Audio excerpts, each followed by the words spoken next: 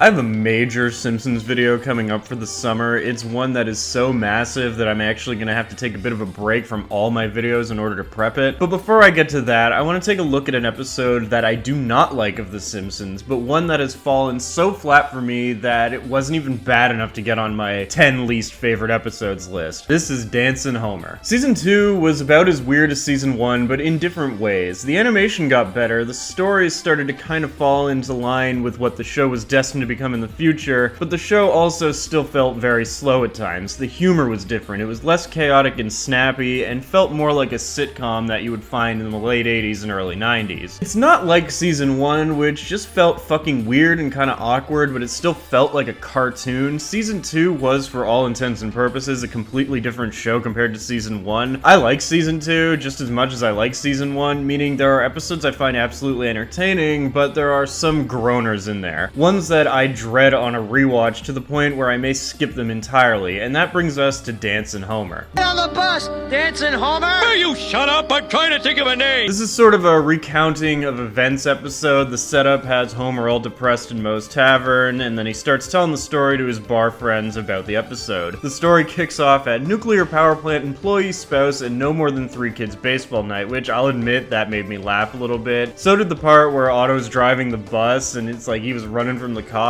That was pretty funny. I do love the setup for the opening plot. It goes out of its way to show how out of touch Mr. Burns is with his employees. Oh, and these must be Bart, Lisa, and, expecting.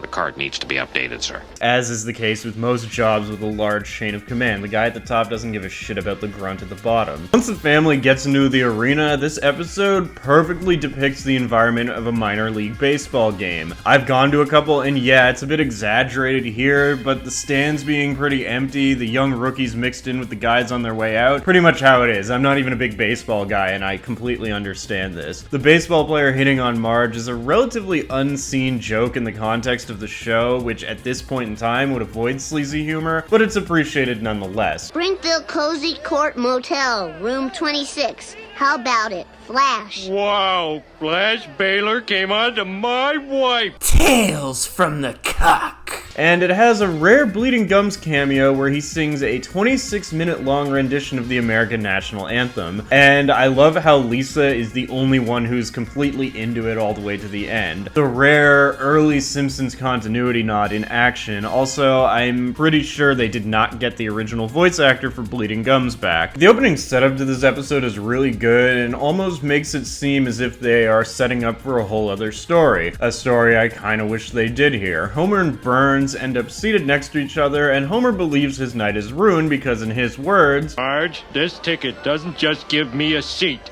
It also gives me the right, no, the duty to make a complete ass of myself. And he can no longer do that with his boss sitting next to him. However, Burns, in a bid to get some good clout with his workers, offers Homer a beer, and the two get blasted and actually get along fine and have a bit of a good time together. This scene was immortalized by the Dankmas video Drinky Poos, but even without that mix, I love this scene. I love when they show Mr. Burns' human side, even if it is most likely an insincere attempt to bring himself down to the level of his lowly employees. In all honesty, the way I look at it is they wasted a perfectly good setup here. An episode where Burns and Homer become boys would have been just perfect. Homer and Burns become friends. Homer ends up getting preferential treatment at work, isolating himself from his work friends, and he gets a bunch of promotions that he doesn't deserve. Maybe he ends up being transferred to head office out in Capital City, where without Burns there, he completely blows it and ruins his relationship with Burns and ends up back at square one. That's just an idea. But honestly, this direction could have fucking worked so much better than the one they took, because yeah, all positivity I have for this episode goes out the window once it shifts from the opening plot to its main plot. And yeah, I realized doing an episode where Homer gets a huge promotion by sheer luck would have been redundant because Simpson and Delilah was just 2 episodes before, and an episode where the setup has Homer and Burns sort of become friends was literally the episode before this, with 2 cars in every garage and 3 eyes on every fish, so maybe it's better that it didn't do that, but my god, I hate the plot to this episode. Instead of using the fun plot that makes sense, we get a plot where after making making a public spectacle of himself and destroying his relationship with his boss, as well as being banned from all company outings, Homer ends up becoming a mascot for the Springfield Isotopes. And yeah, from here it just kinda drifts into lame Simpsons territory. It's not particularly funny anymore. We get a montage of Homer entertaining the crowd and the Isotopes going on a win streak. It's very sports movie-like, and it also proves that Americans don't know what Jamaicans sound like, because while the reggae version of Baby Elephant Walk is worth a cheap chuckle, them having two Jamaican guys in the crowd eating it up kinda made me cringe.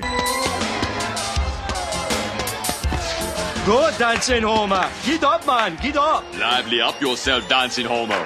Not because I'm offended by it. The Simpsons is based entirely on stereotypes, but I live in a city with a relatively large Jamaican population. The only places in America with more of a Jamaican or Caribbean population than Toronto is like New York City and Florida. I've been around a lot of Jamaicans and Caribbeans. I know what they sound like. I can understand even the heaviest accents and the use of their slang. And honestly, these Jamaican accents are like laughably bad. If you're gonna fucking do an impression, do it right. Anyway, Homer continues to do his mascot thing for the Isotopes before being informed that he has been called up to the big leagues in Capital City. Of course, they would do the Simpsons moving as a thing a few times throughout the series, but this was the first time and it has its moments. The part where Lisa says goodbye to her not friends and Bart doing the Spit Brothers thing is like, it's funny, but it's not haha funny. Lisa's objections, however, are somewhat of an effective commentary on suburbanites and small town people. I can't leave Springfield. I was born here and I thought I would die here. How the concept of moving to a big city could be scary to someone who has spent their entire life in a small town. Many times I've seen people move into Toronto from fucking bumblefuck Ontario, where the biggest thing there is the guy who met Louis Del Grande, and they completely failed to adapt and end up leaving the city within a few years. When the family finally gets to Capital City, I must say I appreciate the montage. The Tony Bennett parody of New York, New York is pretty good. The way they drew the city in the darkness, it looks wonderful. There's nothing more appealing than coming into a city after a long trip. Even though I live here, whenever I leave town and come back, it is almost comforting to return to the big buildings and the lights at nightfall. Also, the family looking in awe at the street crime. Kids, look! Street crime.